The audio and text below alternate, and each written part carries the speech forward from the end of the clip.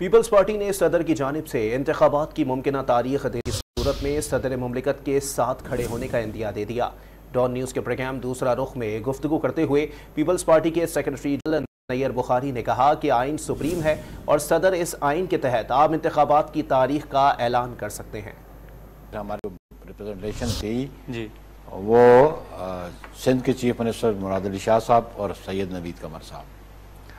तो मुराद अली शाह साहब ने कल भी हमारी सेंट्रल सेक्रेटरी में बड़ा कैटेगोरिकली कहा कि हमें जो कन्वे किया गया कि डिलिमिटेशन की कोई ज़रूरत नहीं है।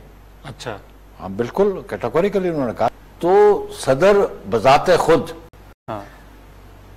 जो आर्टिकल 48(5) है ना, वो पाबंद था कि वो डेट अनाउंस करता है, उसने रेजोल्यूशन की तो उसके साथ अनाउंस कर देते ना, कर सकते थे।